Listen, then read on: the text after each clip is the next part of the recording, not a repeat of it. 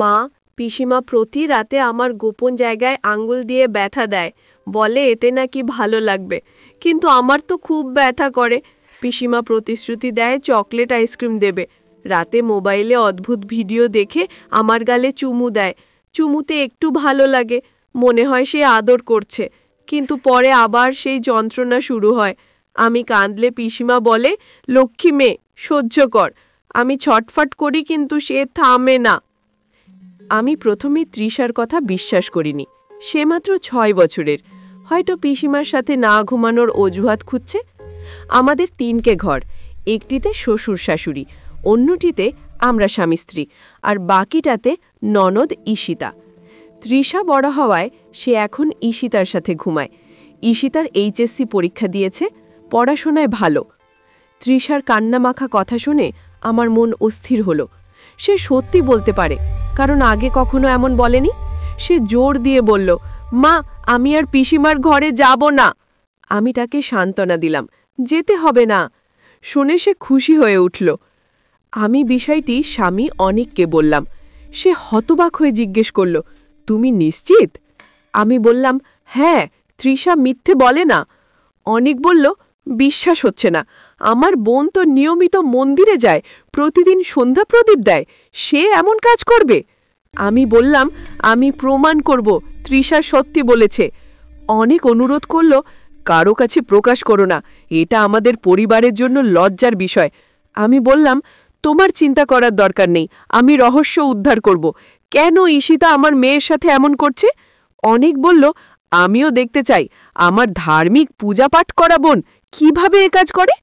অনেক অফিসে চলে গেল। আমি সারাদিন অস্থির থাকলাম। শাশুড়ি মানে মা জিজ্ঞেস করলেন, বৌমা, কি হয়েছে? চিন্তিত দেখাচ্ছ। সত্যি বলতে পারলাম না। তিনি ঈশিতাকে বিশ্বাস করবেন বললাম, মন ভালো লাগছে না। মা বললেন, তুমি বিশ্রাম নাও। আমি কাজের ফাঁকে ঈশিতার ঘরে উঁকি দিলাম। সে মোবাইলে কি দেখছে? ঘরে ঢুকে অজুহাত দেখালাম, কিছু খুঁজছি। জিজ্ঞেস করলাম, মোবাইলে কি দেখছ? সে বলল, নাটক। জবাব দিলাম, তুমি তো লক্ষ্মী মেয়ের মতো ধর্মকর্ম করো আর অশ্লীল নাটক দেখছ। ঈশিতা অস্বীকার করল। আমি চেষ্টা করলাম তথ্য বের করতে, কিন্তু সে কিছু বলল না। স্কুল থেকে তৃষাকে আনার জন্য ঈশিতাকে বললাম। সে রাজি হয়ে গেল। তৃষা ফিরে বলল, মা, পিসিমা আজ স্কুলে চকলেট আইসক্রিম কিনে দিয়েছে, বলেছে গত রাতের ব্যথার জন্য, আর কাউকে বলতে মানা করেছে। তৃষা বলল, পিসিমা করল, এটা তো শান্তি পাওয়ার জিনিস, বাচ্চা বলে আস্তে আস্তে ঠিক হয়ে যাবে। তৃষা জেদ ধরল, আমি আর পিসিমার সাথে ঘুমাবো না, সে আজ রাতেও ভিডিও দেখে আমার সাথে খারাপ কাজ করবে। আমি বললাম, চিন্তা করো না, রাতে দেখা যাবে। আজ রাতেও তৃষাকে পিসিমার সাথে ঘুমাতে বললাম। সে জোর করে কাঁদতে লাগলো, মা, আমি যাব না, নিচে ঘুমাবো তবু না। অনেক বলল, জোর করো না। আমি বললাম, অনেক বাচ্চা মা বাবাকে বলতে পারে না, তৃষা বলেছে বলে আমি ধন্য, আমি এর শেষ দেখব। অনেক বলল, তৃষা রাজি নয়, থাক। জবাব দিলাম, আজই ফাইনাল করব। তৃষাকে রাজি করালাম। তার কান্না শুনে আমার বুক ভেঙে গেল। তৃষা বলল, মা, ওখানে জ্বালা করে। শুনে আমি মরতে চাইলাম। পুজো পাঠ করা, আরতি করা ননদের ভেতরে এত শয়তানি। অনেক হয়তো বোনকে আড়াল করছে, বলছে সে ভুল করেছে, কিন্তু ঈশিতা তো প্রাপ্তবয়স্ক, সে জেনে শুনেই করছে। মা ডাকলেন, বৌমা, এত চিৎকার কেন? আমি বললাম, কিছু না, আপনার ছেলের সাথে কথা কাটাকাটি হয়েছে। মা পুজোর জন্য পান চাইলেন। তৃষাকে বাবার কাছে রেখে পান আনতে গেলাম। দেখি ঈশিতা ঘরে মোবাইল দেখছে। রেগে গিয়ে জিজ্ঞেস করলাম, বৌদি, তৃষা আজকে আমার সাথে ঘুমাবে? আমি বললাম, ঈশিতা, তুমি কি এখনই ঘুমাবে? না ভাবি, একটু দেরি করব। একটা জিনিস বুঝি না, তুমি সারাক্ষণ মোবাইল নিয়ে কি করো? তোমার তো পড়াশোনা আছে, তোমার বান্ধবীরা তো সবসময় পড়ায় ব্যস্ত। তোমার দাদা বলেছে রেজাল্ট খারাপ হলে বিয়ে দিয়ে দেবে, মোবাইল ছেড়ে পড়ায় মন দাও। আমার কথায় ঈশিতা ঘাবড়ে গেল। সে মনে মনে ভাবল, তৃষা কিছু বলেছে কিনা। ঈশিতা নিশ্চুপ হয়ে রইল। বলল, টেনশন করো না, আমি ভালো রেজাল্ট করব। আমি ভাবলাম, তুমি আমার মেয়ের সাথে এই আচরণ কিভাবে করো, আমি শেষ দেখব। কিছুক্ষণ পর ঈশিতা জিজ্ঞেস করল, আর কিছু বলবেন? না, মায়ের জন্য পানের বাটা খুঁজছিলাম, পেয়ে গেছি। তুমি অপেক্ষা করো, তৃষা এক্ষুনি আসবে ঘুমাতে, আর মোবাইলে ভিডিও দেখিয়ে শিখিও না। ঈশিতা, না ভাবি, আমি তো ওকে ভালো কথা বলি, পড়াশোনা করতে বলি। আমাদের তৃষা খুব লক্ষ্মী মেয়ে। আমার কথা শুনে শাশুড়িকে পানের বাটা দিতে গেলে তিনি বললেন, বৌমা, আজ তুমি খুব খারাপ দেখাচ্ছ কেন? কিছু হয়নি আম্মা, তুমি তো সবসময় হাসি খুশি থাকো, আজ কেমন যেন। ঈশিতা ঘুমায়, মেয়েটা পড়ায় না। আপনিই বলুন, আপনার মেয়ে, আপনি ভালো জানেন সারাক্ষণ মোবাইলে কি করে। মা বললেন, হ্যাঁ বৌমা, ঠিক বলেছ, মেয়েটা সবসময় মোবাইলে থাকে। এখন আমি বুড়ো হয়ে গেছি, তোমার শ্বশুর কিছু বলে না। এখন শাসন না করলে মেয়েটা খারাপ হয়ে যাবে। বৌমা, তুমি শাসন করবে, এটা আমার আদেশ। মেয়েটা সারাক্ষণ কি করে কিচ্ছু বুঝি না। যদি কোনো অঘটন ঘটে আমাদের মান সম্মান সব যাবে। তুমি দেখবে খারাপ কাজে লিপ্ত হলে শাসন করবে। মায়ের কথা শুনে আমি খুশি হলাম, অপেক্ষায় ছিলাম। বললাম, মা, আমি ঘরে যাই। যাও বৌমা, কিন্তু অনেকের সাথে ঝগড়া করো না। সমস্যা হলে আমাকে ডেকো। আপনি টেনশন করবেন না, পান খেয়ে ঘুমান। আচ্ছা, আমার লক্ষ্মী বৌমা। তিনি এমন ভালো মানুষ, তার পেটে এমন নরপিশাচি মেয়ে কি ধর্মে জন্মালো? ঘরে যেতেই দেখি তৃষা ব্যথায় ছটফট করছে। তৃষা, কি হয়েছে? মা, আমার গোপন জায়গায় প্রচন্ড ব্যথা, আর সহ্য করতে পারছি না, মরে যাচ্ছি, বলে সে মেঝেতে পড়ে গেল। টেনশন করো না, আমি দেখছি, চলো ওয়াশরুমে। তৃষা হাঁটতে পারছিল না, আমি নিয়ে গেলাম ওয়াশরুমে। যা দেখলাম, হে ভগবান, আমার মেয়েকে বাঁচাও। আগে শুধু শুনতাম, আজ দেখে মন ভেঙে গেল। জায়গাটা একদম সংক্রমণ হয়ে গেছে, রক্ত ঝরছে। কি করব বুঝতে পারছি না। তৃষা কাঁদতে কাঁদতে বলল, মা, আমাকে বাঁচাও, ব্যথা সই না। পিসিমা একটা পচা, সে রোজ রাতে ব্যথা দিত। বলতাম, পিসিমা আর ব্যথা দিও না। সে বলল ভালো লাগবে, চুপ কর, আর গালি দিত, ভয় দেখাতো, কাউকে বলতে দেবে না। আমি আর সহ্য করতে পারলাম না, অনেককে ডাকলাম, কিন্তু সে সাড়া দিল না। রাত হয়েছে, সকালে তার ডিউটি। অনেক ডাকার পর সাড়া দিল। কি হয়েছে তৃষার মা? অনেকের কথা শুনে নমিতা জবাব দিল না। তার মেয়ে তৃষাকে নিয়ে চিন্তায় সে অজ্ঞান হয়ে গেছে। সাড়া না পেয়ে অনেক দ্রুত ওয়াশরুমে গেল। দেখলো তৃষা এবং নমিতা দুজনেই বেহুশ। অনেক চিৎকার করলো। তার বাবা মা ছুটে আসলেন, দেখলেন বৌমা এবং নাতনি বেহুশ। অ্যাম্বুলেন্স ডাকা হলো। তৃষা এবং নমিতাকে হাসপাতালে নেওয়া হলো। ডাক্তার বললেন, তৃষাকে জরুরি অস্ত্রোপচার করতে হবে। নমিতার জ্ঞান ফিরল। সে জিজ্ঞেস করলো, আমার মেয়ে তৃষা কোথায়? সে ঠিক আছে? হ্যাঁ, ঠিক আছে, টেনশন করো না। নমিতা আবার জিজ্ঞেস করলো, আমি তৃষাকে দেখতে চাই। সে কান্না জড়িত কণ্ঠে বলল, তোমরা সবাই মিথ্যে বলছো, আমার মেয়ে ভালো নেই। আমার মেয়ে বাঁচবে তো? কাউকে ক্ষমা করব না। অনেক বলল, টেনশন করো না, আমাদের মেয়ে ঠিক আছে। কোথায় আছে? নিয়ে যাও। নমিতাকে অপারেশন থিয়েটারের সামনে নিয়ে গেল। বলল, ডাক্তার বলেছেন অস্ত্রোপচার করতে হবে, সংক্রমণ হয়েছে, না করলে বড় সমস্যা হবে। তৃষাকে অপারেশন থিয়েটারে নেওয়া হয়েছে। প্লিজ নমিতা, ঈশ্বরের নাম নাও, ভগবান যেন আমাদের মেয়েকে নেক হায়াত দান করেন। বিচার বাড়িটি করব, আমার বোন বলে পার পাবে না, কঠিন শাস্তি দেব। আমার বোন হয়ে ভাইয়ের মেয়ের সাথে এ কাজ কি করে করে? এবার শেষ দেখব। সে আমার বোন, ভুলবো না। এত ছোট বাচ্চার সাথে যৌন হয়রানি কিভাবে করে? বিবেকে বাঁধেনি? ওকে সবচেয়ে আদর করতাম, যখন যা চেয়েছে দিয়েছি, কোনো অভাব রাখেনি। সে আমার ছোট বোন, বাবা মায়ের আদরের মেয়ে। বাবা মারা যাবার পর আমি দেখেছি, বোন নয় মেয়ের মতো বড় করেছি। ঈশিতাকে সব সময় আগলে রেখেছি। সাধারণ স্কুলে ভর্তি করিনি, রামকৃষ্ণ মিশনে ভর্তি করেছি, পূজা পাঠ করতে বলেছি।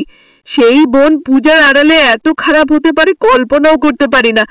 প্লিজ নমিতা, শান্ত হও, আমি এর শেষ দেখব। ইতিমধ্যে বাবা মা জেনে গেছে তৃষার অবস্থা। মা খুব রেগে আছেন, বলছেন, আমার নাতনির সর্বনাশ কে করেছে তার নাম শুনতে চাই। আমি এখনো কিছু বলিনি, বললে মা কষ্ট পাবেন। ভগবানের কাছে প্রার্থনা করো মেয়ে যেন সুস্থ হয়। ডাক্তার নমিতাকে ডাকলেন। তৃষার অস্ত্রোপচার একজন মহিলা ডাক্তার করবেন। নমিতা ডাক্তারের সাথে দেখা করলো। ডাক্তার কিছু প্রশ্ন করলেন। ম্যাডাম, আপনাকে কিছু প্রশ্ন করব? জি অবশ্যই, কিন্তু আগে বলুন আমার মেয়ের এখন কি অবস্থা? ডাক্তার সুনিতা রায় বললেন, এত বড় জঘন্য কাজ কে করেছে? আপনারা জানেন, যে করেছে সে নরপিশাচ ছাড়া কিছু না। একজন মানুষ এত নিষ্ঠুর হতে পারে না। মেয়েটার কান্না দেখে আমার চোখে পানি আসে। এত ছোট মেয়ের সাথে কিভাবে করলো? আপনারা থানায় জিডি করেছেন? নমিতা বলল, ডাক্তার সাহেব, এটা আমাদের নিজের মানুষ, আগে মেয়ে সুস্থ হোক, তারপর বিচার হবে। আগে বলুন আমার মেয়ের কি অবস্থা। ডাক্তার বললেন, ঘুমের ওষুধ দিয়েছি, কিছুক্ষণের মধ্যেই অস্ত্রোপচার করতে হবে। ভগবানের কৃপায় আপনার মেয়ে ভালো হয়ে ফিরে আসবে। ডাক্তার সুনিতা রায়ের কথা শুনে নমিতার চোখে পানি আসলো। সে অনেক টেনশনে ছিল, ভাবছিল মেয়ের কিছু হলে। ডাক্তার বললেন, আপনার মেয়েকে এখনই অপারেশনে নিয়ে যাব, ভগবানকে ডাকুন, আমরা শুধু ডাক্তার, বাঁচানোর মালিক ঈশ্বর। নমিতা বললেন, এই আমার মাসুম বাচ্চাকে ঈশ্বর বাঁচিয়ে দেবেন। ডাক্তার তৃষাকে অপারেশন থিয়েটারে নিয়ে গেলেন। ডাক্তার তৃষাকে অপারেশন থিয়েটারে নিয়ে যাবার পর সবাই ব্যস্ত, কিন্তু একজনকে কেউ খুঁজে পাচ্ছে না, ঈশিতা। এত বড় ঘটনাতেও সে হাসপাতালে আসেনি। নমিতা বারবার অনেককে বলছে, তুমি যদি বিচার না করো, আমি আইনের সাহায্য নেব। তোমার বোন কিভাবে আমার মেয়ের সাথে এত জঘন্য কাজ করতে পারে? তুমি তোকে এত ভালোবাসো, কিভাবে কিভাবে কিভাবে? নমিতার সহ্য করতে পারল না, অজ্ঞান হয়ে মেঝেতে পড়ে গেল। নার্স এসে তাকে প্রাথমিক চিকিৎসা দিল। জ্ঞান ফিরেই বলল, দেখছ তোমার বোন কত নিষ্ঠুর। আমার মেয়ে মৃত্যুর সাথে লড়ছে, আর সে দেখতেও আসলো না। আমি ঈশিতাকে ছাড়ব না, তুমি বাধা দিলে তোমাকেও ছাড়ব না। ভুলো না, তুমি আমার স্বামী। অনেক বলল, তোমার কিচ্ছু করতে হবে না, ওর জন্য আমি কি করে নি? আমার এই মেয়ের সাথে এ কাজ। নমিতা কাঁদতে কাঁদতে হাসপাতালের রুমের সামনে মা দুর্গাকে ডাকতে লাগল, মা, তুমি আমাকে নিয়ে যাও, আমার মেয়েকে বাঁচিয়ে রাখো। মাও কাঁদছেন। 10 বছর পর যখন তৃষা জন্মেছিল, মনে হচ্ছিল আকাশ থেকে পড়ি নেমেছে। তিনি নমিতাকে সান্ত্বনা দিলেন, বৌমা, টেনশন করো না, আমাদের তৃষা ফিরে আসবে। যে কাজ করেছে তাকে খুঁজে বের করব, এমন শাস্তি দেব যা কখনো এমন করবে না। নমিতা ভাবল, মা, এ কাজ কুমারী মেয়েই করেছে, কিন্তু বলতে পারল না। মা জিজ্ঞেস করলেন, ঈশিতাকে দেখছি না, কল করো তো। ঈশিতা কল রিসিভ করল। মা বললেন, তুই কোথায় রে, এখনো হাসপাতালে আসিসনি? তোর আদরের ভাইজি মৃত্যুর সাথে লড়ছে।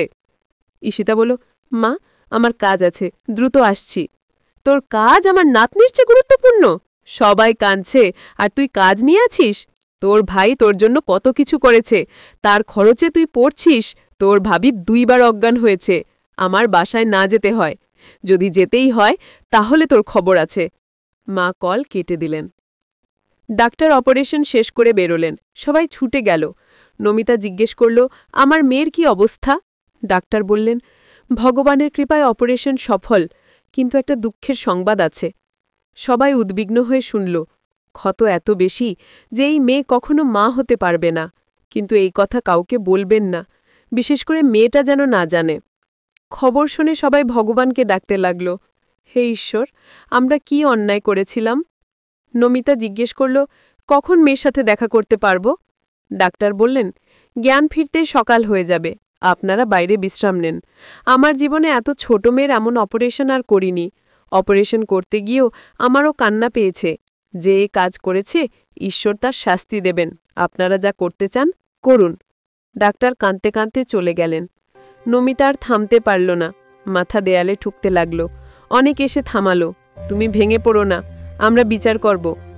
মাথা ঠোকার সময় অনিচ্ছাকৃতভাবে ঈশিতার নাম বেরিয়ে গেল। মা শুনে ফেললেন। মা, কিছু বলতে যাবেন? অনেক বলল, মা, কিছু হয়নি। অনেক, তুই কখনো মিথ্যা বলিস না। বৌমা কি বলছিল? ঈশিতা কি করেছে? সত্যি বল। অনিক আর লুকোতে পারল না, বলল, কিভাবে বলবো বুঝতে পারছি না। এত বড় সমস্যা তোমাকে বলা উচিত। এই ঘটনার সাথে জড়িত আমারই বোন ঈশিতা। মা চমকে গেলেন, কি বলছ অনিক? তোর মাথা ঠিক আছে? হ্যাঁ মা, ঠিক আছে। আমি প্রথমে বিশ্বাস করতে চাইনি। যখন তৃষা বলল আর নমিতা বলল, আমিও বিশ্বাস করতে পারিনি। যে বোন পূজা পাঠ করে, মন্দিরে যায়, সে কিভাবে এমন করতে পারে? মা, আমিও তোমার মতো চমকে গিয়েছিলাম। আমাদের 3টে ঘর, আমরা একটিতে, তোমরা একটিতে, ঈশিতা একটিতে। তৃষার বয়স 6 বছর, তাই ঈশিতার সাথে ঘুমাতে যায়। তৃষা খুব নম্র মেয়ে, কখনো মিথ্যা বলে না। যখন ঈশিতা এমন করতে লাগল, তৃষা প্রথমে চুপ করে রইল। যখন বেশি হতে লাগল, তখন সে নমিতার কাছে এসে বলল। নমিতা আমাকে বলল। আমি প্রথমে ভাবলাম ভুল হতে পারে, কাউকে বলো না। এর মধ্যেই এত বড় ঘটনা ঘটে গেল। অনেক নিশ্চুপ হয়ে গেল। মা বরফের মতো ঠান্ডা হয়ে গেলেন। আমারই পেটে কিভাবে এমন নরপিশাচ মেয়ে জন্মালো? কত আদর যত্ন করে বড় করেছি, যখন যেটা চেয়েছে সেটা দিয়েছি। আমার মেয়ে ঈশিতা এমন করতে পারে বিশ্বাস হচ্ছে না। মা, আমিও বিশ্বাস করতে পারিনি, কিন্তু তুমি তো জানো আমাদের তৃষা মিথ্যা বলে না। সেটা জানি। আমার নাতনি আমার মতো সত্যি কথা বলে, এর বিচার হবে। আগে তৃষার জ্ঞান ফিরুক, তারপর যা করতে হবে করব। অনিক আর নমিতা মায়ের মুখের দিকে তাকিয়ে ঘাবড়ে গেল। মায়ের চোখ দিয়ে পানি পড়তে লাগলো। এমন মেয়ে যেন আর কারো পেটে না হয়। অনিক আর নমিতা বোঝাতে লাগলো, মা টেনশন করো না, হয়তো ভুল করেছে, ডিজিটাল যুগ, বন্ধুদের সাথে মিশে নষ্ট হয়েছে। আমি আমার বোনকে চিনি, নিশ্চয় কারো প্রভাব পড়েছে, আমরা খুঁজে বের করব। ঈশিতা আগে ফোন চালাতো না, বলতো দাদা ফোন দিয়ে কি পড়ব, আমি জোর করে কিনে দিয়েছিলাম। হ্যাঁ অনেক, আমার মনে আছে। কথা বলতে বলতে সকাল হয়ে গেল, কেউ ঘুমায়নি। নার্স ডাকল, তৃষার পরিবার, আপনারা আসতে পারেন। নমিতা ছুটে গেল। তৃষা জিজ্ঞেস করল, আমি এখানে কেন?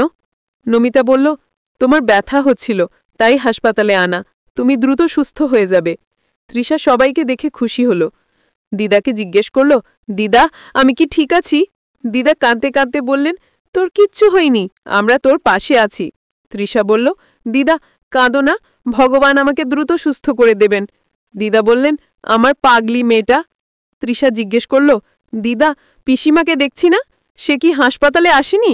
দিদা বললেন, ওই রকম কুপুত্র না আসাই ভালো। তৃষা বলল, দিদা তুমি কিছু বলছো না কেন? না রে দিদি, তোর পিসিমা এখনো আসেনি, তবে আসবে। নমিতা রেগে বলল, তোমার পিসিমারকে নিয়ে চিন্তা করতে হবে না, ভুলে গেছো কি হয়েছে? আজ তুমি মৃত্যুর সাথে লড়ছ কার জন্য? তোমার পিসিমা ঈশিতার জন্য, আমি তার নাম শুনতেও চাই না। মাও রেগে বললেন, সত্যিই বলেছে তোমার মা, আজ থেকে মনে করবে তোমার কোনো পিসিমা নেই, এটাই আমার শেষ সিদ্ধান্ত। অনিক, ঈশিতাকে এক্ষুনি বের করতে বল। অনিক চুপ হয়ে রইল। সে ছোটবেলা থেকে বাবা হারিয়েছে, সংসারের দায়িত্ব তারই। তৃষা বলল, তোমরা যদি পিসিমাকে বের করে দাও আমিও চলে যাব, তোমরা বুঝতে পারবে না, পিসিমা ভুল স্বীকার করেছে, তোমরা তাকে মারছ, কষ্ট দিচ্ছ। নমিতা বলল, তুমি ছোট মানুষ, এসব কথা বলো না, সে তোমার কত বড় ক্ষতি করেছে জানো না? দিদা বললেন, দেখ ঈশিতা, এই মেয়েটার ক্ষতি করেছিস আর সে তোর সাপোর্ট করছে। সবাই মিলে সিদ্ধান্ত নিল। মা বললেন, ঈশিতকে আর পড়ানো যাবে না, ওর জন্য ছেলে দেখো।